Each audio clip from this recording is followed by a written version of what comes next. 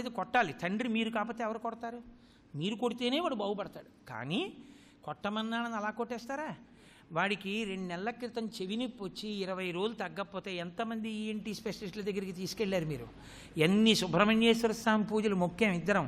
20 రోజుల తర్వాత ఇప్పటికి కదా వాడికి తగ్గింది. మీరు అలా కొట్టేయడంలో మళ్ళీ ఆ చెవి మీద తగిలితే పిల్లాడికి ఏమైనా అయితే చూసుకోవద్దండి. కొట్టేటప్పుడు అందుకుని అడ్డుపడ్డాను. వెంటనే మళ్ళీ రుద్రుడు శివుడు అయిపోతాడు. అంటే నిజమైన స్మా అని వెంటనే గబగబా వెళ్ళి వెక్కి వెక్కి ఏడ్చి పడుకున్న పిల్లాడిని లేపి రా పలహారం చేద్దుగాని అని ఓ దొంగ మంకుతనం చూపించి పిల్లాడికి పలహారం పెట్టి రేపటి నుంచి నేను కూర్చుంటాను బాగా చదువుకోయన్నానా అని మళ్ళీ బతిమాలి ఆ పిల్లాడిని చక్కగా వృద్ధిలోకి తీసుకొస్తాడు. ఇప్పుడు రుద్రుణ్ణి శివుణ్ణి చేసింది ఎవరు? మీరే. అలా పార్వతీదేవి ఏం చేస్తుంటుందంటే పరమేశ్వరుణ్ణి రుద్రుణ్ణి చేస్తుంది, రుద్రుణ్ణి శివుణ్ణి చేస్తుంది. ఎందుకు? ఆవిడకేం సరదా కాదు, పిల్లలు దారి తప్పితే చేస్తుంది లోకాన్ని రక్షించడం కోసం. అలా ఇప్పుడు మామూలుగా ఏమీ పట్టకుండా కూర్చున్నటువంటి శివుణ్ణి రుద్రుణ్ణి చేస్తే కానీ ఈ అనాచారం ఆగదు, ఈ నిరీశ్వర యాగాలు ఆగవు. అందుకని ఆవిడ ఏమీ తెలియని దానిలా ఓసారి అంతఃపురం పైకి వెళ్ళి చూసింది. దక్ష ప్రజాపతి యాగానికి వెళ్ళి వచ్చేస్తున్నారు దేవతల యొక్క కుటుంబాలన్నీ. చూసి కిందకొచ్చి భర్త దగ్గరికి వెళ్ళింది. కావున ఈ యజ్ఞమునకు ఆ విభుద గణంబులర్ధి ఏగెదరదిగో దేవా మనమిపుడచటికి పోవలనను కోర్కె నాకు పుట్టెడు అభవాంది. ఈశ్వరా చూశారా దేవతల యొక్క సమూహాలన్నీ వెళ్ళిపోతున్నాయి. దక్ష ప్రజాపతి యాగం చేస్తున్నాడు. నాకు ఒక్కసారి వెళ్ళాలనుంది. ఎందుకో తెలుసా? వాళ్ళందరూ వెడితే మనం ఎందుకు అంటారేమో.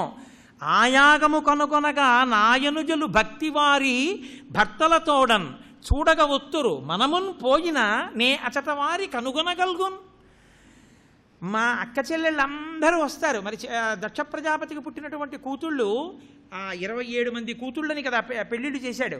మా అక్క చెల్లెళ్ళందరూ వస్తారు. నేను చూడడానికి వెడదామంటే మీరేమో వంట రాదు, పోనీ మీరు ఏమండి వండుకు తినండి అంటే మీకేమో ఏమీ పట్టదు. నేను వెళ్ళిన 2వ రోజున పక్కింటికి వెళ్ళి భవతి భిక్షాందేహి అంటారు, నా పరుగు పోతుంది. అందుకని ఆది భిక్షు అన్న పేరు ఉండనే ఉంది. అందుకని స్వామి ఏదో ఈ సందర్భంలో మన ఇద్దరం వెడితే నా తోబుట్టువులందరినీ చూసినట్టు ఉంటుంది కాబట్టి వెడదాన్ని రండింది. ఏం అనలేదు శివుడు. ఓహో పిలవలేదు కదా అందుకని వెళ్ళకూడదంటారా? అనయము పిలువకయుండన్ చన అనుచితమందువేని జనక గురు సుహృద్ జననాయక గేహములకు చనుచుందురు పిలువకున్న సజ్జనులధిప. సజ్జనులు 4 ఇళ్లకి తప్పకుండా వెళ్ళొచ్చు పిలవకపోయినా. జనక తండ్రి గారింటికి వెళ్ళొచ్చు, ఎందుకంటే కన్యాదానం చేసినప్పుడు చతుర్థి విభక్తి వేరు. తండ్రి గారింట్లో శుభకార్యం జరుగుతోంది అంటే పిలవకపోయినా వెళ్ళే అధికారం ఆడపిల్లకు ఉంటుంది. సుహృత్ మంచి స్నేహితుడు, శుభం జరిగింది పిలవక్కర్లేదు మీరు వెళ్ళిపోవాలి. గురువుగారింట్లో శుభకార్యం జరిగింది పిలుపక్కర్లేదు వెళ్ళిపోవాలి. జననాయక రాజుగారింట్లో ఉత్సవం జరుగుతోంది పిలవక్కర్లేదు వెళ్ళిపోవాలి. కాబట్టి జననాయక గేహములకు చనుచుందురు పిలువకున్న సజ్జనులధిప కాబట్టి వెడదామండి. అంటే పరమేశ్వరుడు అన్నాడు నీకు చెప్పలేదు ఇంతకాలం. ఒకప్పుడు బ్రహ్మగారు మేము అందరూ ఉండగా మీ నాన్న నన్ను అవమానించాడు. పార్వతి నాకేమీ మానావమానాలు పట్టించుకోను, మనం వెళ్ళొచ్చు, నాకేం అభ్యంతరం లేదు. కానీ వచ్చిన ఇబ్బంది ఏమిటో తెలుసా? కుటిల బుద్ధులైన కుజనుల ఇండ్లకు ఆర్యులే గవారనాదరమున బొమలు ముడులు వేయిచి భూరిరోషాక్షులై చూచురదియుకాక సుధతి వినుము. కుటిలమైనటువంటి బుద్ధి ఉన్న వాళ్ళ ఇంటికి వెళ్ళినప్పుడు వాళ్ళు తలుపు తీసి రెండనరు, ఇలా కనుబొమ్మలు ముడేసి ఇలా కోపంగా ఒకసారి చూసి వాళ్ళు లోపలికి వెళ్ళిపోతారు. అప్పుడు మనకి తలకాయ తీసేసినట్టు ఉంటుంది. వాళ్ళు అలా అవమానిస్తారు, మాట కూడా మాట్లాడరు. అప్పుడు బతికి చచ్చిపోయిన వాళ్ళతో సమానం అవుతాం. కాబట్టి వద్దంటున్నాను. నీవు దక్షుని తనూభవలలో కూరిమిసుతవైనను నా సంబంధముచే కీర్తి పడయజాలవు తరుణి. నాకు ఇల్లాలివి కదా అందుకని మీ నాన్నకి కోపం. ఇప్పుడు నీవంటే ఇష్టమే, నాకు భార్యవి కాబట్టి ఇష్టం లేదు ఆయనకి. కాబట్టి పలకరించడు, నా మాట విని వద్దన్నాడు. ఆవిడ కాదు నేను వెడతానని బయలుదేరిపోయింది. ఎందుకని అంటే భర్త మాట తిరస్కరించడం లక్ష్యం కాదు, శివుణ్ణి రుద్రుణ్ణి చేసి లోకానికి పాఠం నేర్పాలి. అందుకని ఇప్పుడు ఆవిడ వెళ్ళిపోతాను. పరమేశ్వరుడు అన్నాడు ప్రమదగణాలని పిలిచి అదిగో అద్దాలు చిలుకలు గోరువంకలు వస్త్రాలు ఆవిడ ఆడుకోవడానికి విశేషాలు అన్నీ పట్టుకుని ఆవిడ వెనకాల వెళ్ళండి అన్నాడు. ప్రమదగణాలన్నీ బయలుదేరి ఆవిడ వెళ్ళింది దక్ష ప్రజాపతి ఇంటికి. తా వచ్చిన మగువను జననియు సోదరులు తక్క ఆ సభనందు కలవారెవ్వరు దక్షుని భయము వలన అనయము ఆదరింపరైరి మహాత్మ. ఒక్క తల్లి వచ్చింది, సోదరులు వచ్చారు. ఏమ్మా బాగున్నావా అని అడిగారు. ఎవ్వరు ఆ సభలో ఒక్కళ్ళు కూడా ఇలా తలెత్తి అమ్మా పార్వతి అన్నవాళ్ళు లేరు. అలా అంటే దక్షుడికి కోపం వస్తుందేమో, శివుడి మీద కోపంతో ఉన్నాడు కదా అని ఎవ్వరూ పలకరించలేదు. ఆవిడికి చాలా బాధ కలిగింది. తిన్నగా సభలోకి వెళ్ళి హవిస్సు ఇస్తున్నటువంటి దక్షుడి దగ్గరికి వెళ్ళి నిలబడి అంది, ఏమయ్యా మా ఆయన నీకు ఎందుకు పనికి మాలినవాడయ్యాడు? ఐశ్వర్యం లేనివాడని నువ్వు వదరావుట మా ఆయన గురించి. నీకొక్క మాట చెప్పనా, ఉన్నది అనుభవిస్తున్న ఐశ్వర్యం నీది, నీకు ఇచ్చినది మా ఆయన. నీకున్నది ఐశ్వర్యమని ఎవరెవరు ఏదనుకుంటున్నారో అవన్నీ ఇచ్చినవాడు మా ఆయనే. అన్నీ ఇవ్వగలిగినటువంటి వాడికి తాను ఉంచుకోవలసిన అవసరం లేదు. త్యాగిగా ఆయన ఆనందం, భోగిగా మీ ఆనందం తప్ప ఆయనెక్కడ నువ్వెక్కడ. ఆయన నింద చెయ్యగలిగినటువంటి స్థితి అనేది. ఆయన శ్మశానంలో తిరుగుతావని దెప్పి పొడిచావుట. పరగచితాస్తి భస్మనృకపాలధరున్ జటాధురుండని శర్వునమంగళగా తలంపరెవ్వరున్ ఒక్క నీవు తప్ప. మరి సరసిజముఖ్యులు అయ్యనగు పాద సరోజములందున్న రేణువులం ధరింపరె మస్తకంబులన్. నువ్వంత పనికిమాలినవాడు అంటున్నావే. నిన్ను కన్న తండ్రి బ్రహ్మగారు. ఆ బ్రహ్మగారు పరమశివుని యొక్క పాదములకు అంటుకున్నటువంటి ధూళి తీసి 4 తలల మీద తల్లుకుంటున్నాడు. ఏమి, నిన్ను కన్న తండ్రియే అంత గౌరవించినటువంటి వాడు నీకెందుకు పనికిరాని వాడయ్యాడు అని అయినా మాట్లాడకుండా కూర్చున్నటువంటి దక్షుణ్ణి చూసి ఆవిడ మాట, ఏమయ్యా నేను ఈ శరీరంతో ఉంటే ఎక్కడికి వెళ్ళినా దాక్షాయణి దాక్షాయణి అని పిలుస్తారు. నా భర్త దగ్గరికి నేను వెళ్ళి కూర్చున్నప్పుడు నన్ను ఎవరైనా దాక్షాయణి అంటే నాకు చిన్నతనంగా ఉంటుంది. అటువంటి మహానుభావుణ్ణి నిందించినటువంటి నీకు కుమార్తెగా ఇక నేను ఈ శరీరంతో ఉండను. ఈ శరీరంతో ఉంటే దాక్షాయణి అంటారు. కాబట్టి ఈ శరీరం విడిచిపెట్టేస్తాను. ఎందుకని? శివుణ్ణి రుద్రుణ్ణి చెయ్యాలి. కాబట్టి ఆవిడంది, జనుల జ్ఞానమునన్ భుజించిన జుగుప్సంబైన అన్నంబు సయ్యన వెళ్ళించ పవిత్రుడైన గతి అయ్యనగు మహాత్ముని నిందించిన నీ తనూభవ అనంగా ఓర్వ హేయభాజనమైన ఈ శరీరమున్ విడిచి భాస్వచ్యుద్ధి ప్రాపించదన్.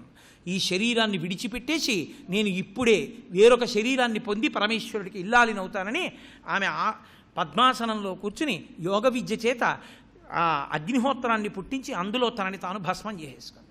అది చూసి ప్రమదగణాలు ఆ యాగశాల మీద పడ్డాయి.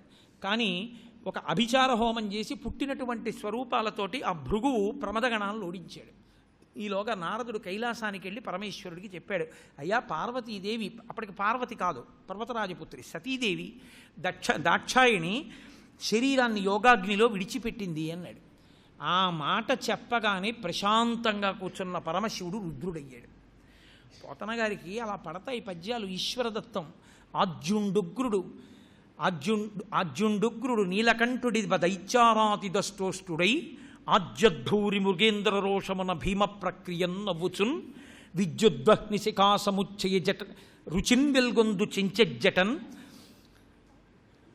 పెరికి క్షుమచక్ర మధ్యంబునన్. ఆయన ఒక్కసారి పెద్ద నవ్వొకటి నవ్వి సింహం ఎలా నోరు తెరుస్తుందో అలా నోరు తెరిచి విద్యుద్వహ్ని శిఖాసముచ్చయ రుచిన్ వెల్గొందు చెంచెజ్జటన్ సద్య క్రోధముతోడ పూంచి వైచన్. ఆ విపరీతమైన కోపంతో ఆ తల మీద ఉన్నటువంటి జటల్లోంచి ఒక జటను ఒకదాన్ని పెరికాడు. పెరికి ఆ జటని తీసి కైలాస పర్వతంలో ఒక రాయికి వేసి కొట్టాడు. కొట్టేటప్పటికి ఆ జడ తగలగానే అందులోంచి ఒక భయంకరమైనటువంటి స్వరూపం ఒకటి ఆవిర్భవించింది. అభ్రంలిహాదభ్ర విభ్రమాభ్రభ్రమ కృన్నీల దీర్ఘ శరీరమర ప్రజ్వల జ్వలన దీప్త జ్వాలిక జ్వాల జజ్వల్యమాన కేశముల మెరయ జండ దిగ్వేదండ శుంఠాపదోర్దండ సహస్రద్యుతి హేతి సంఘమొప్ప వీక్షణద్యుతిలోక వీక్షణద్యుతి నిరీక్షమగుచు కఠిన కరాళ దంష్ట్రలు వెలుంగా ఘన కపాలాస్తి మాలికలు తనరా అఖిలలోక భయంకరుండకుచు వీరభద్రుదయించే మారట రుద్రుడుగుచు. అందులోంచి పుట్టినటువంటి ఒక స్వరూపం, నల్లటి స్వరూపం భూమి నుంచి ఆకాశం వరకు పెరిగిపోయింది. పెద్ద జుత్తు, తల మీద దీపాలు పెట్టారా అన్నట్టుగా వెలుగుతున్నాయి. 1000 చేతులు, 1000 చేతులలో 1000 ఆయుధాలు పట్టుకున్నాడు. పట్టుకుని ముదమార ప్రదక్షిణమాచరించి పరమేశ్వరుడికి ప్రదక్షిణం చేసి, క్రోధమూర్తి ఇంత కోపంతో ఉన్నావు, ఆజ్ఞ ఏం చేయమంటావని అడిగాడు. దక్షయజ్ఞాన్ని ధ్వంసం చేయి అన్నాడు. అంతే, మహానుభావుడు గబగబా బయలుదేరి వచ్చాడు. ఆయన వెనకాల ప్రమదగణాలు వస్తున్నాయి. ఏదైనా గుర్రాల దండు వస్తోందా, ధూళి రేగిందా, అసుర సంధ్య వేళ కాదే గోధూళి రేగడానికి, ఏం జరుగుతోందని భయపడి దేవతలందరూ కూడా మనసులో భయపడ్డం మొదలుపెట్టారు. అట్టి దేవుని, త్రిపుర సంహారికుని, చంద్రశేఖరుని, అభవు భర్గు నిందించిన మనకు కలుగునే మంగళములు పద్మగర్భునకునైనా. బ్రహ్మగారికి మాత్రం మంగళం జరుగుతుందా శివుణ్ణి కాదన్న తర్వాత? ఎందుకంటే మరణవాంగ్మూలం అంటారు, చనిపోయే ముందు చెప్పినది ఏదో సత్యం. పార్వతీదేవి శరీరాన్ని విడిచిపెట్టేస్తూ వ్యాసభాగవతంలో సంస్కృతంలో ఓ మాట అంటుంది, భవో నహోద్వేష్టి శివం శివేతరః. పరమశివుణ్ణి నిందించిన వాడికి శుభాలు లేవు, ఉత్తరగతులు లేవు, నశించిపోతాడని చెప్పింది ఆవిడ. కాబట్టి ఇప్పుడు వచ్చేశాడు వీరభద్రుడు. అంతే, ఆ యజ్ఞ వాటినంతటిని ధ్వంసం చేసేశారు. అగ్నిహోత్ర శాలలన్నింటినీ పడగొట్టేశారు. అగ్నిహోత్రాల్లో మూత్ర విసర్జన చేసి ఆర్పేశారు.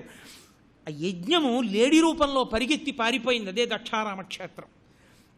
అక్కడే మహానుభావుడు పూష అనబడేటటువంటి సూర్యస్వరూపానికి దంతాలు పీకేశారు, భగుడికి కనుగుడ్లు పీకేశాడు, సరస్వతీదేవి ముక్కు గిల్లేశారు. దక్ష ప్రజాపతి గుండెల మీద కూర్చుని కత్తులతో పొడిచిన సప్తధాతువులు మంత్రపూతమై మరణించకపోతే తల పట్టుకుని ఇలా ఇలా ఇలా ఇలా తిప్పేసి ఊడబెరికి దక్షిణాగ్నిలో పారేసి కాల్చేశాడు. ఆఖరికి తలలేని ముండెమై దక్ష ప్రజాపతి పడిపోయాడు. పరమేశ్వరుని నింద చేసినటువంటి భృగువు యొక్క మీసాలు గడ్డాలు పెరికేశారు. నెత్తుటి ధారలతో భృగువు పారిపోయాడు. ఇంత జరిగిన తరువాత ఆ నెత్తుటితో తడిసిపోయిన తన కత్తిని పట్టుకెళ్ళి గోదావరి నదిలో కడుక్కున్నాడు. ఎక్కడ తన పట్టిసాన్ని కడిగాడో అదే పట్టిస క్షేత్రమైంది. అదే ఇప్పటికీ వీరభద్రుడు అంత రుద్రమూర్తి అయి తాండవం చేస్తుంటే ఆయనను ఆపడానికి భద్రకాళీ స్వరూపం వచ్చింది. ఇద్దరూ కలిపి ఒకే పీఠం మీద కూర్చుంటారు. మురమళ్ళ వీరేశ్వర స్వామి వారు అంటారు వీరభద్రుడు. ఇప్పటికీ నిత్య కళ్యాణం పచ్చతోరణం మురమళ్ళలో. అందుకే పెళ్లి కాని ఆడపిల్లలు ఇంట్లో ఉండిపోతే ఆ పిల్ల నక్షత్రం చెప్పి మురమళ్ళలో కళ్యాణం చేయిస్తారు. చాలా చిత్రంగా ఉంటుంది, రాత్రి వేళ చేస్తారు. మురమళ్ళలో కళ్యాణం చేయించాక పెళ్ళవలేదన్న ఆడపిల్లని నేను ఇప్పటివరకు చూడలేదు. మా గోపాలకృష్ణ గారికి తెలుసు, ఈ మధ్యనే విన్నాం కూడా. అన్ని పెళ్ళిళ్ళు అవుతుంటాయి. మురమళ్ళ క్షేత్రానికి ఉన్న విచిత్రం ఏమిటంటే పెళ్లి చేసుకున్న దంపతులు అర్ధరాత్రి కూడా పసుబట్టలతో గుడికొస్తారు. అర్చకులు తలుపులు తీసి శివదర్శనం చేయిస్తారు. ఒకే పీఠం మీద ఉంటారు. నిత్య కళ్యాణం పచ్చతోరణం, ఎప్పుడూ పెళ్లి జంటలు వస్తూనే ఉంటాయి. ప్రతిరోజు కళ్యాణమే వీరేశ్వర స్వామి వారికి. అంత గొప్ప క్షేత్రం. పెద్దాపురం మహారాజా వారు బ్రాహ్మణుడికి ఇచ్చి మామిడి పళ్ళు పంపిస్తే తనంత తానుగా వీరభద్రుడు బ్రాహ్మణ రూపంలో వచ్చి మామిడి పండు అడిగి తిన్నాడు మురమళ్ళలో. అంత గొప్ప క్షేత్రం ఆ క్షేత్రం. ఒక పీఠం మీద ఉంటారు భద్రకాళి వీరభద్రులు. అలా వచ్చి దక్షయజ్ఞాన్నంతటిని ధ్వంసం చేసేశారు. అప్పుడు ఈ దేవతలందరూ బ్రహ్మగారి దగ్గరికి పరిగెత్తారు. అయ్యా మమ్మల్ని కాపాడేవాడెవరు అన్నారు. మిమ్మల్ని కాపాడేవాడు శంకరుడు ఒకడే. అంటే ఇప్పుడు ఎడితే మమ్మల్ని క్షమిస్తాడా అన్నారు. ఉదారుడు, పిల్లలు తప్పులు చేస్తారని క్షమిస్తాడు, వెళ్ళండి అన్నారు.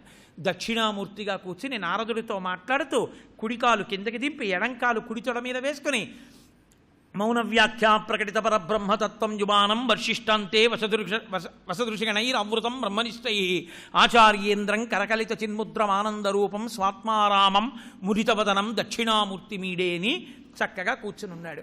వెళ్ళారు, స్తోత్రం చేశారు, మళ్ళీ అందరినీ క్షమించాడు, దేవతలకందరికీ స్వస్థతనిచ్చాడు.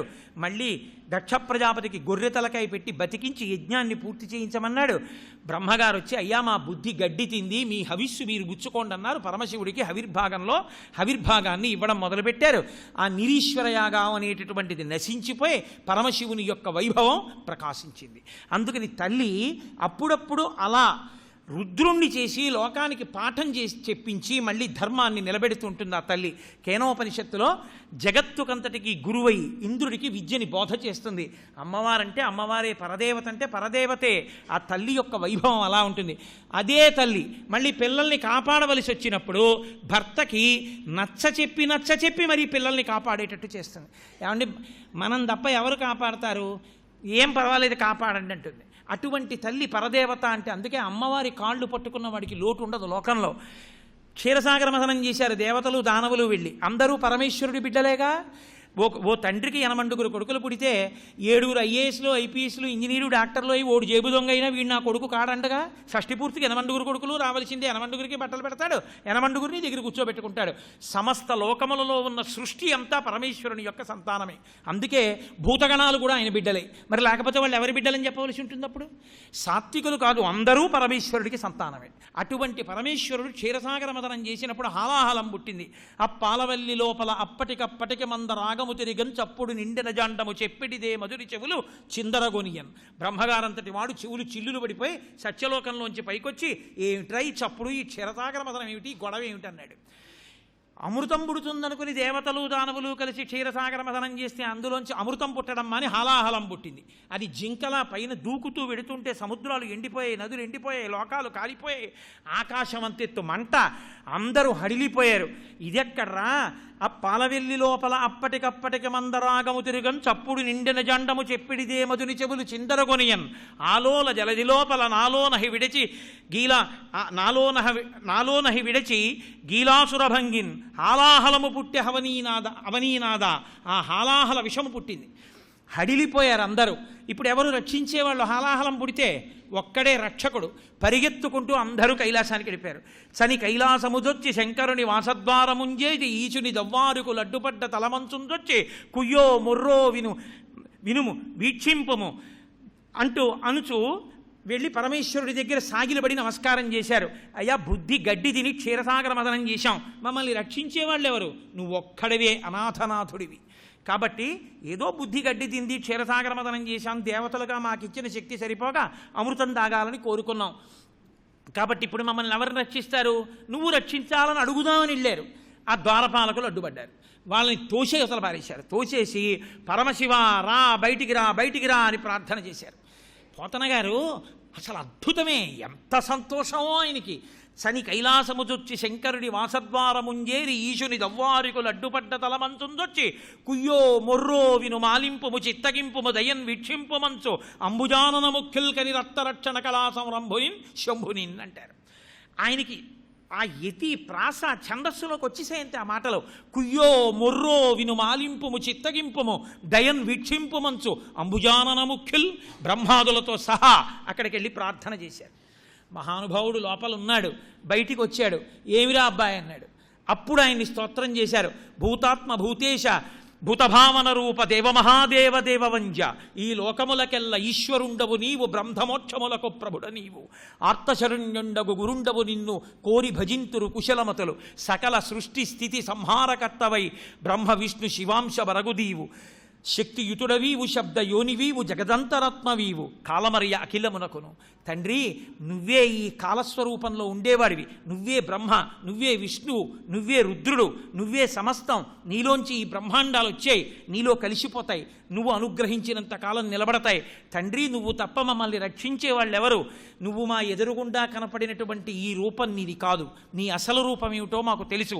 అగ్ని ముఖంబు, పరాపరాత్మకమాత్మ, కాలంబు గతి, రత్నగర్భ పదము, శ్వశనంబు నీ యూర్పు, రసన జలేషుండు, దిశలు కర్ణంబులు, దివము నాభి, సూర్యుండు కన్నులు, శుక్లంబు సలిలంబు, జఠరంబు జలధులు, చెదలు శిరము, సర్వౌషధులు రోమచయము, శల్యంబులద్రులు, మానసమృతకరుండు, ఛందములు ధాతువులు, ధర్మసమితి హృదయము, ఆస్యపంచకముపనిషదాహ్వయంబు అయిన నీరూపు సదసత్వమై పరబ్రహ్మమై శివాత్మయ్యొప్పు ఆదియందు అని. మహానుభావా, నీ యొక్క స్వరూపం అగ్ని ముఖంబు. అగ్ని నీ ముఖం. పరాపరాత్మకమాత్మ, జీవబ్రహ్మైక్య సిద్ధి నీ ఆత్మ. కాలంబు గతి, నువ్వు అడుగు తీసి అడుగు వేస్తే కాలం. రత్నగర్భ పదము, ఈ భూమండలం అంతా కలిపి నీ పాదం పెట్టుకునేటటువంటి పీఠం రత్నగర్భ పదము. శ్వశనంబు నీ యూర్పు, నువ్వు తీసి విడిచిపెట్టిందే వాయువు. శ్వశనంబు నీ యూర్పు, రసన జలేషుండు, నీ నాలుక మీద ఉన్న తడే ఈ నీరు. రసన జలేషుండు, సూర్యుండు కన్నులు, సూర్యుడు నీ కన్నులు, శుక్లంబు సలిలంబు, ఈ నీరంతా కూడా నీ యొక్క వీర్యము. శుక్లంబు సలిలంబు, ఛందములు ధాతువులు. వేదములన్నీ కూడా నీ ధాతువులుగా ఉంటాయి, పర్వతములన్నీ నీ ఎముకలుగా ఉంటాయి. ఇటువంటి గొప్ప స్వరూపమున్నటువంటి వాడివి, బ్రహ్మాండమంతా నిండిపోయినటువంటి వాడివి. ఆపాతాళ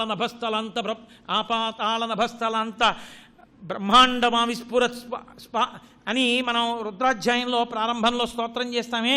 ఆపాతాళ నభస్థలాంత భువన బ్రహ్మాండమా విస్ఫురత్ జ్యోతిస్పాటిక లింగమౌళి విలసత్పూర్ణేందు వాంతామృతై అస్తోకప్లుతమేకమీశమనిశం రుద్రానువాకాన్ జపం ధ్యాయే దీప్సిత సిద్ధయే ధ్రువపదం విప్రోభిషించేచ్చివం బ్రహ్మాండ వ్యాప్తదేహ భసిత హిమరుచాభాసమానా భుజంగై కంఠే కాళాః కపర్దాః కలిత శశికలశ్చండకోదండహస్తాః త్రక్షా రుద్రాక్షమాలా సులలిత వపుషస్సంభవ మూర్తిభేదాః రుద్రాశ్రీ రుద్రసూక్త ప్రకటిత విభవాన ప్రయచ్చస్తు సౌఖ్యం అని కదా. అంతటి గొప్ప స్వరూపమున్నవాడివి. 3 కాలములకు 3 లోకములకు 3 రూపములకు మూలమగుచు భేదమగుచు తుదిక భేదమయ్యొప్పారు బ్రహ్మమనగ నీవే పాలనయన. మహానుభావ 3 లోకాలుగా 3 రూపాలుగా 3 కాలాలుగా భూత భవిష్యత్ వర్తమానములుగా బ్రహ్మ విష్ణు రుద్రుడిగా 3 లోకాలుగా ఊర్ధ్వలోకాలు మధ్యలోకాలు అధోలోకాలుగా ఉండేవాడివి అంతా కలిపి నువ్వే. లంపటము నివారింపను సంపద కృపచేయ జయము సంపాదింపన్ సొంపారగా నీకే చెల్లు సోమార్థధర. వచ్చిన ఆపదని తొలగించాలన్నా జయం ఇవ్వాలన్నా కాపాడాలన్నా పరమేశ్వరరా నీకే చెల్లుతుంది. కాబట్టి లంపటము నివారింపను సంపద కృపచేయ జయము సంపాదింపన్ సంపెడి వారి వధింపను సొంపారగా నీకే చెల్లు సోమార్థధర. చంపేసి యమధర్మరాజుని చంపగలిగిన మొనగాడివి నువ్వు. కాబట్టి ఈశ్వర నువ్వు కాకపోతే ఎవరు రక్షిస్తారు? బాహుశక్తిన్ సురాసురుల్జని అప్పాల వెళ్ళి మధింప హాలాహలంబు జనించే ఏరి కలంఘ్యమై భువలంబు కోలాహలంబు చేసి చిచ్చు లాగమంగుని ప్రాణి సందోహమున్ బతికించవే దయ దొంగిలింపగదీశ్వర. ఒళ్ళు కొవ్వెక్కి భుజబలంతో వెళ్ళి క్షీరసాగర మథనం చేశాం, హలాహలం పుట్టింది. ఈశ్వర పుచ్చేసుకోండి అన్నారు. లోకాల్ని రక్షించడం అంటే పార్వతీదేవి పిల్లల్ని ఎలా రక్షిస్తుందో చూడండి. వీళ్ళందరూ చచ్చిపోతున్నారే, మరి పరమశివుడు ఎలా పుచ్చుకుంటాడు? పార్వతీదేవి ఏమైనా అంటుందేమోనని ఆవిడ దగ్గరికి వెళ్ళి పరమశివుడు అన్నాడు, కంటే జగముల దుఃఖము వింటే జలజనిత విషపు వేడిమి ప్రభువయ్యుంటట ఆర్తుల ఆపద గెంటించుట దానఫలము దానం కీర్తి మృగాక్షి. పార్వతీ చూసావా పిల్లలు ఎలా ఏడుస్తున్నారో? తల్లిదండ్రులు ఉన్నందుకు కాపాడద్దు. పాపం పిల్లలందరూ ఆ అగ్నిహోత్రంలో పడిపోతున్నారు. కాబట్టి నేను పుచ్చేసుకుందాం అనుకుంటున్నాను. పరహితము చేయునెవ్వడు పరమహితుండగును భూత పంచకమునకున్ పరహితమే పరమధర్మము పరహితునకు నిదురు లేదు పర్వేందుముఖి. పరహితం చేయడం కన్నా ధర్మం లేదు, అందుకని నేను బుచ్చేసుకుంటాను ఆ హలాహలాన్ని. హరిమది ఆనందించిన హరినక్ష జగంబులెల్లయానందించున్ హరియును జగములు మెచ్చగ గరళము వారించుటొప్పు కమలవాక్షి. మీ అన్నగారు శ్రీమన్నారాయణుడి స్థితికారుడు లోకాల్ని రక్షించాలి. ఆయన కూడా పాపం పరిగెత్తుకొచ్చాడు. ఎక్కడున్నాయండి శివకేశ భేదాలసలు? నేను పుచ్చేసుకుంటే మీ అన్నయ్య సంతోషిస్తాడు, అందుకని పార్వతీ పుచ్చేసుకోనా? ఆయన కర్మ, ఆయన ఇంత బతిమాలుకోవాలా? పార్వతీ నేను హాలాహలం పుచ్చుకుంటే నాకేమైనా అవుతుంది అనుకుంటున్నావా? భక్షింతు హాలాహలమును శిక్షింతును మధుర సూక్ష్మ ఫలరసము క్రియన్ రక్షింతు ప్రాణికోట్లను వీక్షింపుము నేవు నేడు వికజాబ్జముఖి. ఓ కిస్మిస్ పండు తిన్నట్టు తినేస్తాను. పార్వతీ బెంగలేదు. నువ్వేం బెంగబెట్టుకోకు, హాలాహలం తినగలడా అనుకుంటున్నావేమో, పుచ్చేసుకుంటానన్నాడు. అంటే పార్వతీదేవి మీకు ఎలా ఇష్టమైతే అలా చేసుకోండి. సర్వం శ్రీ ఉమామహేశ్వర పరబ్రహ్మార్పణమస్తు. స్వస్తి.